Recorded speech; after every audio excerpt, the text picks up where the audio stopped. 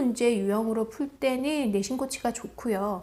그러지 않고 이거를 시험에 조금 더 활용하고 싶다라는 그런 것들에 대한 내용을 말씀드리려고 합니다. 안녕하세요. 참된학습법의 남원장입니다. 지금 시험 대비한다고 되게 바쁘죠. 그런 식인데 제 영상을 지금 올라간 지 제법 됐는데 기출문제에 대한 정보를 올렸던 영상이 조회수가 6,000회가 넘었더라고요. 이제 다들 발등에 불이 떨어졌구나 싶은 생각이 들어서 기출문제에 활용할 수 있는 방법에 대한 팁들을 조금 더 말씀드리려고 합니다. 지난 영상에서 보시면 기출문제는 어디서 무료로 볼 수 있는지 제가 이렇게 영상을 올려놨고요. 주로 제가 사용하고 있는 사이트에 대해서 말씀드릴게요. 기출문제를 볼 수 있는 사이트는 제가 말씀을 드렸었는데요. 그거를 활용할 때 조금 염두에 두셔야 되는 부분이 뭐냐면 지금 현재 2015 개정교육과정에 들어가 있는 상태고 중1, 2, 3학년이 차등적으로 개정이 들어가 있는 부분이기 때문에 기출문제를 보실 때 이 내용에서 빠지는 내용들도 있거든요. 물론 이제 선행이 좀 많이 나간 친구는 전혀 상관없이 문제를 활용할 수 있지만 그러지 않고 선행이 안 돼 있고 현행만 따박따박 했던 친구들은 기출문제 중에서 할 수 없는 문제들을 배우지 않은 내용들이 들어갈 수 있으니까 그거는 적절히 체크를 해서 보시면 좋을 것 같아요. 개정교육과정이 2018년도에 중1이 개정이 되었었고요. 그 다음에 2019년도에 중2 그리고 작년 2020년도에 중3이 개정이 되었었어요. 그래서 그 전에 가졌던 기출문제에서는 이렇게 교과과정이 아닌 현재 교과과정하고는 조금 차이가 있는 문제가 있을 수 있다는 거를 한번 확인해 보시고요. 그리고 지난 영상에서도 말씀드렸지만 무료로 볼 수 있는 기출문제는 내신 코치가 제일 좋은 것 같아요. 현재도 무료로 이용을 할 수 있으니까 아직 회원가입을 하지 않은 학생들이나 학부모님들은 그렇게 활용을 해주시면 좋을 것 같고, 그리고 그때도 말씀드렸지만 기출문제가 올해 또 나온다는 보장은 없거든요. 그럼에도 불구하고 학교 시험 문제의 패턴이나 유형들을 파악하기 위해서는 그런 기출문제를 풀어보면 좋겠다라는 말씀을 드렸고, 저는 보통 내신 코치 같은 경우에는 한 2, 3년 정도의 자료가 있는 것 같고요.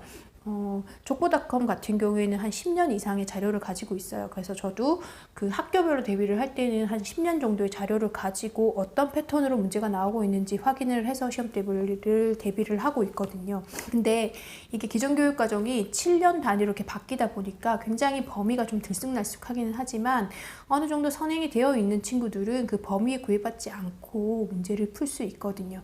그래서 학생들은 굳이 10년치 정도까지는 풀 필요는 없지만 한 2, 3년 정도, 그리고 정확하게 나는 내 범위 내에서만 하고 싶다라는 친구들은 아까 말씀드렸던 18년도에는 중1이 개정됐고 19년도에 중2, 2020년도에 중3이 개정되었으니까 그렇게만 활용을 하셔야 될 것 같아요. 근데 솔직히 기출문제를 한 해 것만 풀어서는 큰 의미는 없는 것 같거든요. 그리고 보통 일반 학교에서도 선생님들께서 작년 혹은 재작년 자료까지는 오픈을 하시더라고요. 그래서 학교 자료실에서도 구할 수 있고 아니면 선생님께서 이렇게 선생님께 자료를 요구하면 공개적으로 이렇게 보내주시는 것 같더라고요. 그래서 그 부분도 한번 잘 활용해서 이용해 보시도록 하고, 오늘은 지난 시간에 이제 기출문제에 대해서 말씀드렸으니까 그것 말고 이 사이트를 좀 더 효과적으로 사용할 수 있는 방법에 대한 말씀을 드리려고 합니다. 저는 내신 코치가 나오기 전까지는 족보닷컴을 주로 많이 썼었고요. 거기서 이제 보면 처음 이쪽으로 접속하신 분들은 도대체 어떤 걸 써야 될까? 왜냐면 매 시험지 하나당 비용이 청구되기 때문에 중간으로 끊어서 하시는 분도 있는데 그거는 뭐 각자 알아서 취향에 맞게끔 하는데요. 지금은 예전과는 달리 집중 이수제라고 해야 되나? 아무튼 학교들마다 진도 패턴이 다 달라요. 특히 과학 같은 경우에는 한 학기에 몰아서 쫙 나가는 학교도 있고 그러지 않고 조금씩 나누어서 진도를 나가는 부분이 있기 때문에 그거는 시험 범위가 굉장히 달라서 기출 문제가 도움이 안 되기도 하더라고요. 예전에 이런 게 아니라 딱 정확히 수학처럼 1학기 때는 요만큼 진도가 나가고 2학기 때 요만큼 진도가 나가고 이런 패턴이 있을 때는 기출문제 사이트가 굉장히 유용했었거든요. 근데 지금 현재로 봤을 때는 국영수 정도, 그러니까 사회랑 과학 같은 경우에는 학교들마다 얼만큼 비중을 두느냐에 따라서 교과에 학년에 얼만큼 비중을 두느냐에 따라서 진도가 차이가 많이 나기 때문에 기출문제 같은 게 크게 도움이 되지 않더라고요. 그래서 제일 유용한 게 국어랑 수학이 아닌가라는 생각이 들고, 그래서 비용 대비 월 단위 혹은 연 단위로 결제를 했을 때 유용한지 아닌지는 본인이 어느 정도 활용할 수 있는지를 보고 결정을 하시면 좋을 것 같아요. 생각보다는 암기 과목에서 활용할 수 있는 범위가 많지 않더라. 저희도 이제 수학을 하지만 다른 과목 같은 경우에 필요하면 제가 자료를 뽑아주기도 했었었는데, 이게 빠지는 부분과 같이 통합돼서 연계되는 내용들이 있다 보니까 거의 활용하기 좀 힘들 것 같더라고요.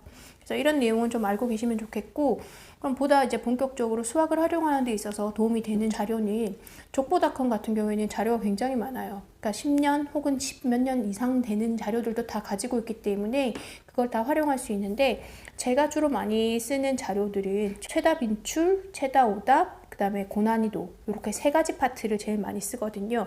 학교별 예상 문제라든지, 그 다음에 유형 문제, 단원평가, 개념평가 같은 경우에는 시중의 문제집, 시중에 나와 있는 문제집들과 큰 차이가 없어서 저는 굳이 그것까지는 풀리지 않고요. 근데 만약에 이거를 연 단위, 월 단위로 결제를 하셨다면 그게 모두 무료니까 그렇게 활용하시면 되고, 그러지 않고 건별로 이렇게 결제를 하시는 분이라면 제가 권해드리는 건 최다 빈출, 최다 오답, 고난이도를 권해드릴게요.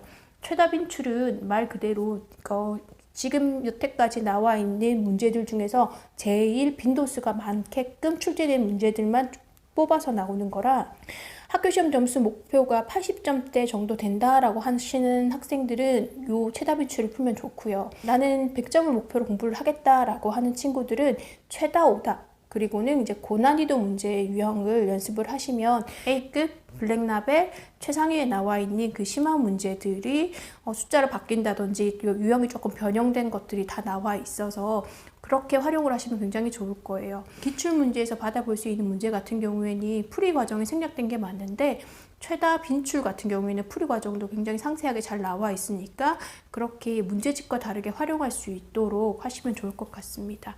그래서 오늘은 제 영상 중에 조회수가 제일 많았던 기출문제 사이트에 대한 추가적인 설명을 드렸습니다. 이제 진짜 시험이 얼마 남지 않았네요.